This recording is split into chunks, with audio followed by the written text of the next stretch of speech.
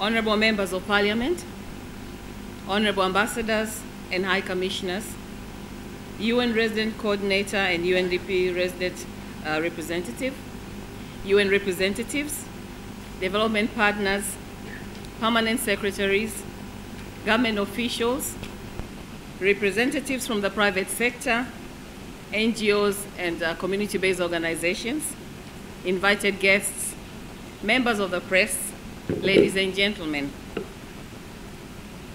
It gives me great pleasure to join you today for the launching ceremony of the first African Human Development Report 2012.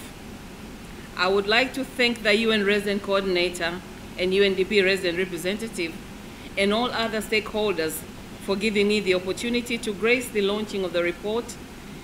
Indeed, it's a great honor and privilege to speak to this great audience. Excellencies, ladies and gentlemen, the UNDP decision to prepare this historical report is highly welcomed and appreciated. I thank you for your efforts and dedication. The African Human Development Report 2012, titled Towards a Food Secure Future, provides a timely opportunity for African countries, Sub-Sahara in particular, to assess their current strategies in regard to food security and human development. Excellencies, ladies and gentlemen, the report seeks to establish the backward and forward linkages between food security and human development in Africa. The main areas being raising agricultural productivity for small and large-scale farmers, meeting the nutrition challenge, especially among children, building resilience and managing risks in communities, and increasing empowerment among women and the rural poor. The report also seeks to understand the deeper causes behind the constant stress in food security that runs from food availability through food access to food use in sub-Saharan Africa.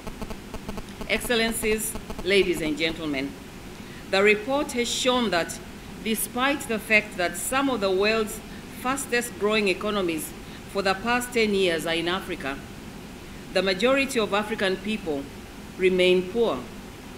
During this period, Africa has experienced numerous incidents of acute food insecurity with immense loss of lives and livelihoods, more specifically in sub-Saharan and Sahel region of West Africa. This is one of the biggest challenges for our governments are struggling to overcome so that every African can enjoy the benefits of economic growth. Excellencies, ladies and gentlemen, the poverty in Africa is a rural phenomenon. Statistics indicate that more than 75% of the poor people in Africa live in rural areas and depend on agriculture for food and livelihood. Given the predominant role of agriculture in the livelihoods of most Africans, any strategy for purging poverty and hunger must center on transforming the agricultural and rural sector. It is indisputable that agriculture is still key to development and poverty reduction in most developing countries, especially sub-Saharan Africa. African governments must therefore make investments aimed at increasing agricultural productivity and transforming the rural sector. Excellencies, ladies and gentlemen, the agriculture sector plays an important role in the Tanzanian economy and possesses the potential to advance the country's objectives of food security, growth, and poverty reduction. The performance of the overall Tanzanian economy has largely been driven by the performance of the agriculture sector. Due to its large share in the economy, agriculture in Tanzania employs the majority of the poor and has strong consumption linkages with other sectors. Since poverty is predominantly a rural phenomenon and agriculture is a major economic activity for rural population, then success in food security and poverty reduction depends critically on performance of the agriculture sector. Excellencies, ladies and gentlemen, the government of Tanzania is urging for more investment in agriculture and in particular the effective participation of the private sector to lead the transformation of the agricultural sector. I'm sure this partnership is the beginning of the end of subsistence farming, backwardness, and low agricultural productivity. Given Tanzania's agriculture potentials, its transformation will have a greater impact on the overall economic growth and development of the country. Many other sectors, such as agro-processing, manufacturing, and service industry in the agricultural value chain will benefit. This spillover effect has already occurred in other developing countries with similar characteristics like ours.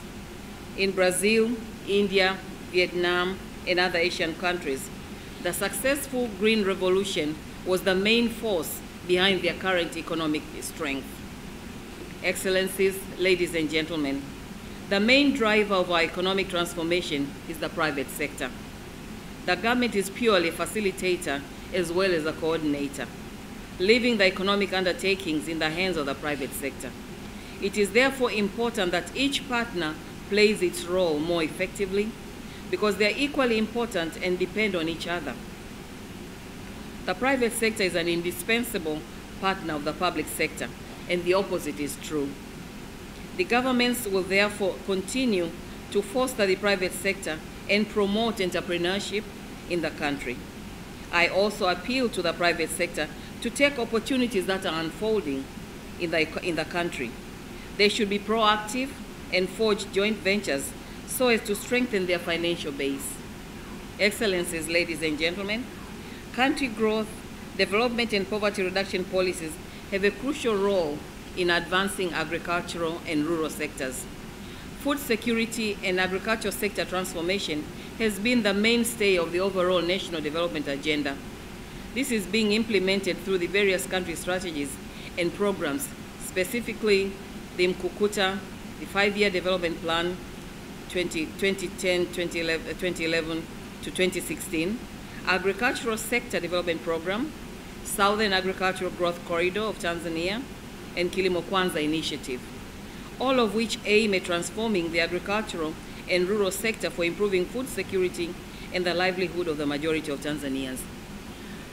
I take cognizance of the fact that nutrition is also to come in as a priority, and I will take it up personally as a Minister of Finance to ensure that it is incorporated in the plans going forward.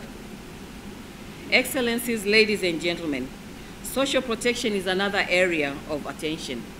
Social securities are limited, not well developed, and if any, disregard marginalized groups. Low-income households are particularly vulnerable to risk and negative external shocks due to their low asset base. In the absence of functioning social protection, poor people in developing countries have created a number of formal and advancing agriculture and informal instruments to manage such risk. These include risk pooling schemes, income support, and consumption smoothing arrangements. However, such informal and formal approaches offer limited protection, low returns for households, and are prone to break down during emergencies. Also, these schemes rely heavily on personal relations between participants and location. Even formal support programs such as Food for Work may be exclusionary, as in the case of female-headed households, often left out of such work programs as they face difficulty making the required labor contribution. Excellencies, ladies and gentlemen, we need to address the constraints to agricultural rural sector and protection transformation if we are to make any meaningful progress in this area. These include infrastructure constraints and affordable infrastructure, lack of access to support services, such as financial services, technological and information services, marketing services, and safety nets. Continued dependence on rain-fed agriculture and institutional constraints such as guidelines and supervision. Excellencies, ladies and gentlemen, empowering women who make up almost half of the agricultural labor force in sub-Saharan Africa is a highly efficient way to achieve progress across the multiple dimensions of food security. In rural areas, women play a key role in running households and make major contributions to agricultural production. But the inequalities that still exist between women and men make it difficult for them to fulfill their potential.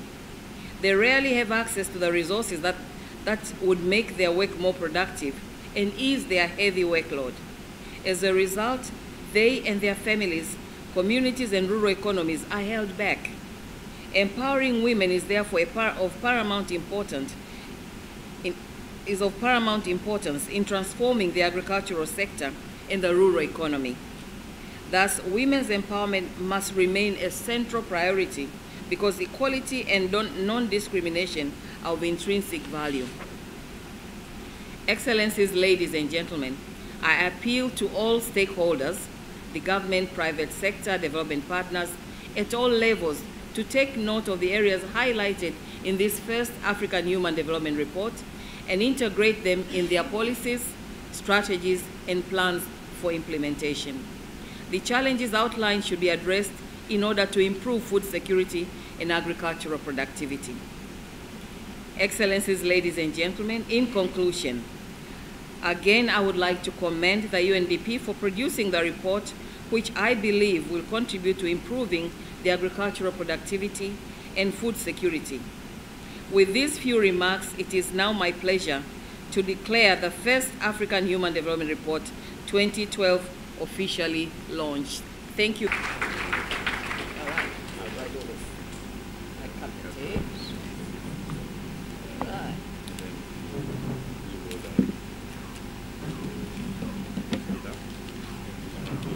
Oh, didn't cut that one.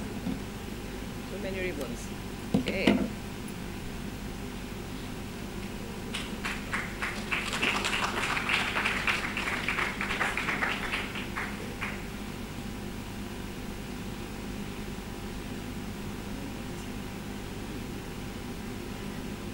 Thank you very much.